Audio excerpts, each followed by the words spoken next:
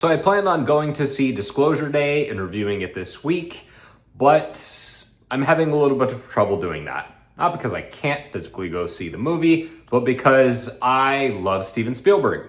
And every time I go to the movies lately, I'm distracted by somebody on their cell phone, carrying on a conversation with the person next to them, their phone lighting up the entire theater, and I tend to confront people like that. So it makes the experience miserable, even if they end up turning off their phone. I'm just annoyed the whole time.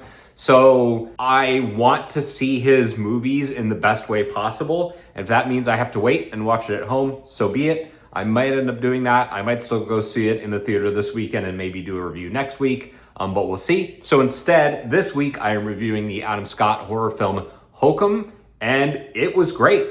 Let's talk about it.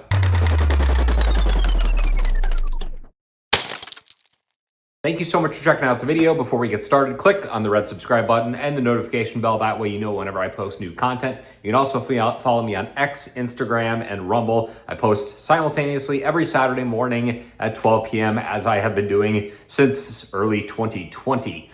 Okay, so this is a movie that kind of came out of nowhere for me. I remember watching the trailer and seeing some promotional material for it and being like, oh, that looks interesting. Adam Scott, who's bit more well-known for his comedy material prior to being in Severance, a show which I have not seen. He's playing a bit against type. He plays a writer who is struggling to conclude a series of books that he's working on. He's doing a series called Conquistador, and he's trying to wrap up the ending of the last book, and he's struggling a little bit. He's basically sees a ghost of his deceased mother and then decides to take his mother and father's ashes to Ireland to bury them in the area where they, I think, went on their honeymoon. So it's a bit of a strange beginning. It does that thing that a lot of modern movies and modern horror movies tend to do, which is everything is kind of over sharpened and everything just looks way too neat and clean. The world they build is fine, but it's just the cinematographer just got a little too big for their britches and too excited about making a movie. And so instead they make a movie that looks like a really expensive TV commercial. And then the movie settles into itself a little bit as things get kind of darker and darker, and the mood kind of tweaks and changes, and we get to see Om is the name of the main character. We get to see kind of his emotional state and things that are really going on behind the scenes with him. I think he has a really great character arc, and that we don't really know too much about this guy in the beginning. And then the movie doesn't have one of those big game-changing ending plot twists.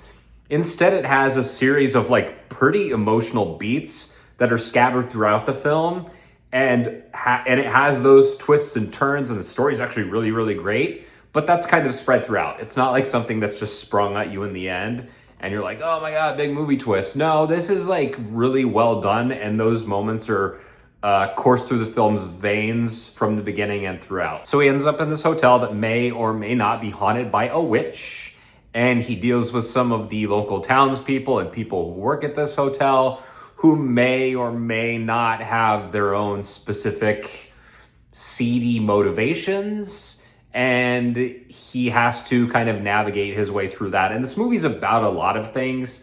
It's about grief, it's about loss and pain and love and suffering and forgiveness and forgiving yourself. There's kind of a lot going on for a movie of this type that has a bit of a lean runtime. It's about hour 30, hour 40 minutes. And just ends up being kind of the perfect length. This is just a really, really good psychological horror film. And Adam Scott doesn't have to do too much. It's not a movie that requires a lot of range through most of it. But then when those big emotional moments need to happen, he rises to the occasion and does a fantastic job. So he's really the only super recognizable Hollywood actor here. Everybody else is kind of these little side characters, and he kind of just has to own the movie for himself. Although some of the other characters are really interesting, and while some of them are better than they appear in the beginning, nobody's overtly villainous or scary or terrifying. And there's not too much of a bogeyman. This is certainly not a slasher flick. It's also not hyper-violent or overly gory. This movie digs way more into the psychological than I thought it would, in terms, especially for what is essentially like a haunted house movie. So I thought this was really great. And movies like this sometimes really screw up the ending, and they can screw it up really bad. And fortunately, this movie wraps things up with like a good bow. It doesn't have one of those super vague, nebulous Hollywood leave it to your own imagination endings. This movie just knows what it wants to be. It's confidently made. It's good. It has its occasional funny, humorous moments, but for the most part, otherwise is a deadly serious ghost story film about a lot of things, and it's great. So I loved Hokum, was pleasantly surprised by it, really glad that it made money at the box office.